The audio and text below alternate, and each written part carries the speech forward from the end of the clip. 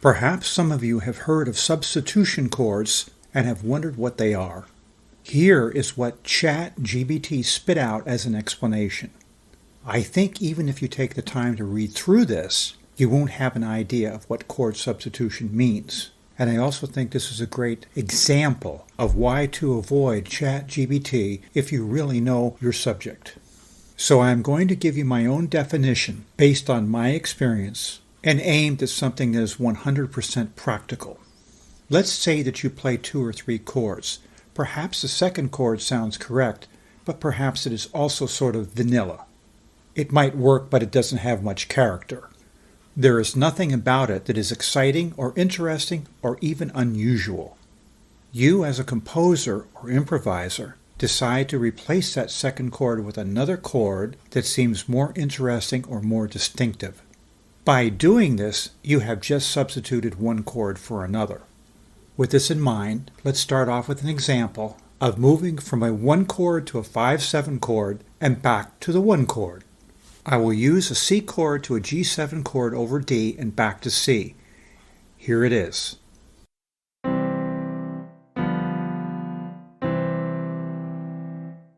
Notice if I play the same thing but stick in a couple of melody notes, I get right to shaving a haircut 2 bits.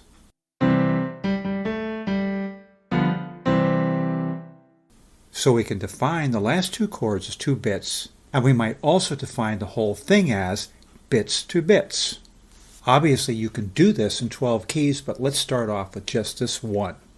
Now let's start off the same way and move only 1 note. Let's repeat the same idea, but this time we will raise G to A flat in the second chord. We now have a D diminished chord, and that's a substitution.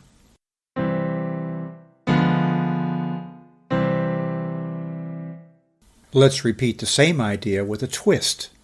This time let's lower the bottom note of the second chord from D to D flat. We now have a D flat 7 flat 5 chord, so again we have made a substitution.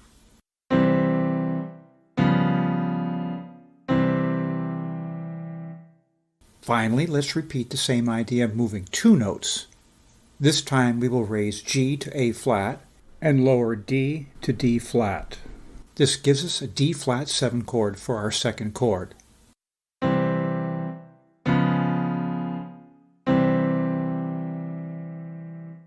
This D flat 7 chord, by the way, is called a tritone substitution.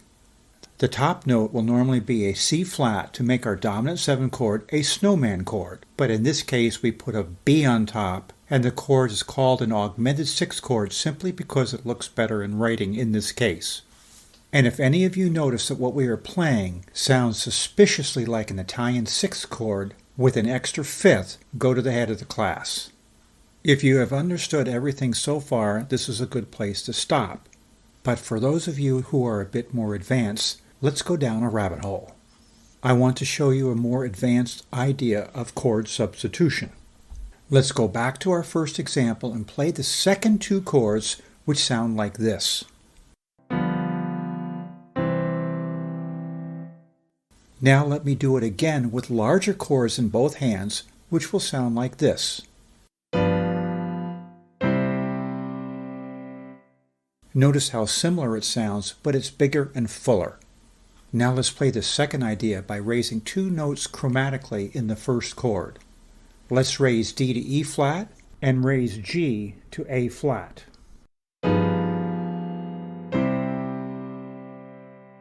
The resulting name is going to give you a headache, but we now have a G7 flat 9 add flat 13.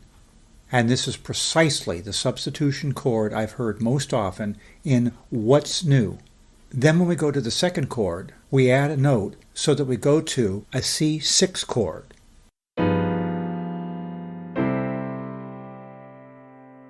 All of a sudden the sound is richer, more crunchy, and in my opinion vastly superior. This is precisely the chord used by Nelson Riddle in 2 arrangements of What's New that he did for both Frank Sinatra and Linda Ronstadt. So there you have it.